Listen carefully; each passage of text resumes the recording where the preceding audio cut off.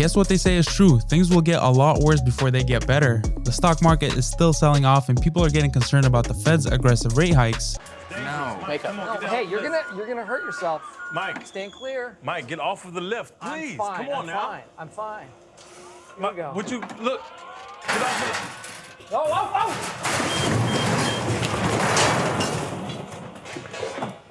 We'll get somebody to clean that up. We're the ones that gotta clean that up. Damn it, Michael! We have to have this thing serviced. The Fed has a target of 2% inflation, and we are still quite far from that. But with the current situation in the stock market, some are concerned that the Fed will continue to raise rates, which will lead us into a recession. CEO of JP Morgan Chase expressed some concern about the economy's current state and what the future holds. He said we are actually still doing pretty well in this present day compared to the time during the 2008 global financial crisis. But as for the future, there is some gloom and doom to be expected. He said that the quantitative tightening that is in effect right now will tip the US and the world into a recession 6 to 9 months from now. Kathy Wood also expressed some concerns about the Fed's mistake and actually issued a letter to the Fed. One more time, I couldn't hear you.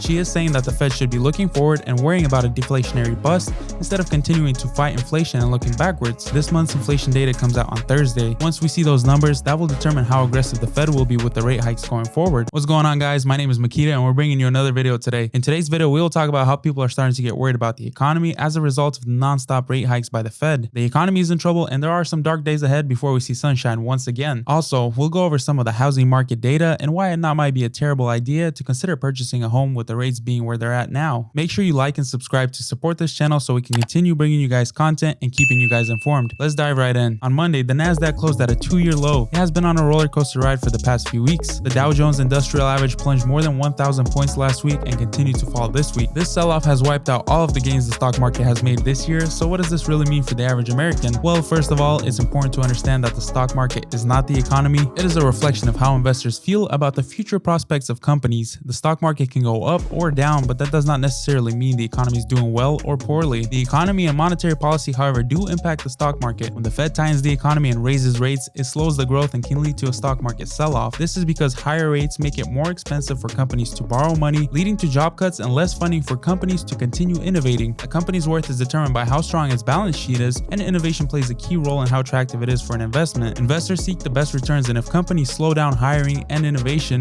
then it will affect the balance sheet. Sales will fall and so will the returns that investors get. Investors also look to move their money where returns are higher or move their assets from stocks into cash. The 10-year treasury yield has now climbed above 3.9%. That means nothing to you. Let me explain why it is important. Before I do, for context, the healthy rate is between anywhere from 2 to 3%. The 10-year treasury yield is essentially the interest rate the government pays to the investor that holds the debt. US debt securities are referred to as bonds. Bonds with a maturity date of between 1 to 10 years are known as treasury notes, and investors can hold a bond for the 10-year period and collect the guaranteed annual return up until the maturity date, or sell it off to the secondary market. Bonds are typically considered a safe investment because your returns are guaranteed since the government is the one who is obligated to pay you for borrowing the money. The higher the rate, the higher the return an investor gets on an annual basis. So if the investor is getting higher returns on investing in the government's debt, then that's a good thing, right? Wrong. Anytime the 10-year treasury yield climbs to around 4%, that is when investors get worried about inflation, and with good reason, because as we have seen in the past, when inflation goes up, so do interest rates, and this can lead to a, say it with me,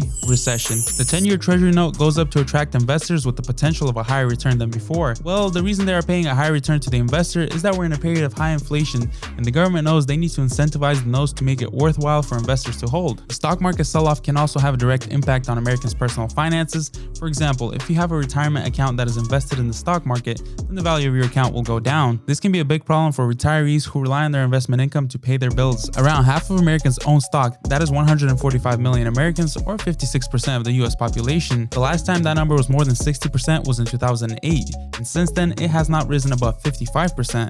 However, the wealthiest 10% of Americans own 89% of the stocks worth $35.87 trillion. That is around $4 trillion more than the US national debt.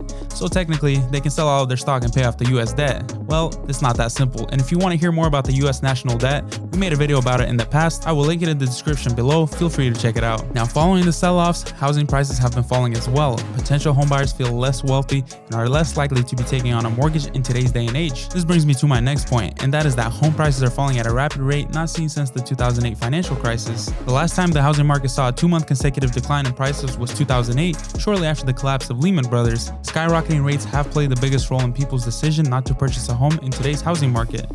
Their monthly payment on average is 73% higher than it was a year ago. With the winter coming up and the Fed still planning on raising rates before the year is over, the housing market will continue to further slow down, causing prices to continue dropping. Guys, despite all that scary data and rising rates, you can still land a good deal in today's market. The trending fact now is that your mortgage payment for a property on average is $930 more than it was a year ago, which no doubt is a hefty jump. However, it is also true that also a year ago, properties were selling within days and buyers needed anywhere from $30,000 to $50,000 above asking to even be considered. We are a real estate company, so we follow the housing trends daily. Rates are rising, prices are slowing, and there is dispersion of rates among different lenders. It does not hurt to shop around for a competitive rate. You'll be surprised what some lenders are willing to do in order to keep the buyers in the market. There's a variety of home buyer programs as well that lenders are offering in order to stimulate the falling demand. We are working with buyers in this market that have negotiating advantage and are able to get properties for under market value. At the end of the day, it really matters what each individual situation is like, because if you're a seller who bought a year ago, obviously you don't have much to gain from selling your property and buying at a higher rate. However, if you are a renter and hesitant to consider buying a home, there are deals in every type of economy. You can lend yourself a lower priced property at a higher rate,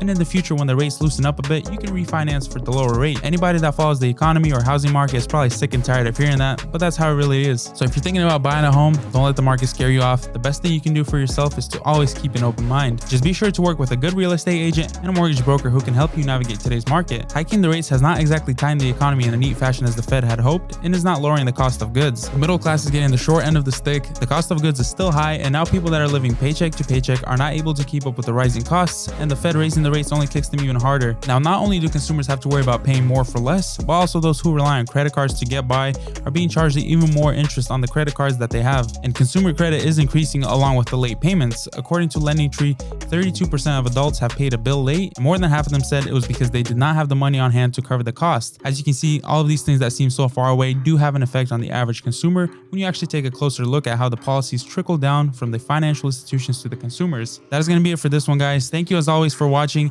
and if you enjoyed the video, make sure you hit like and subscribe.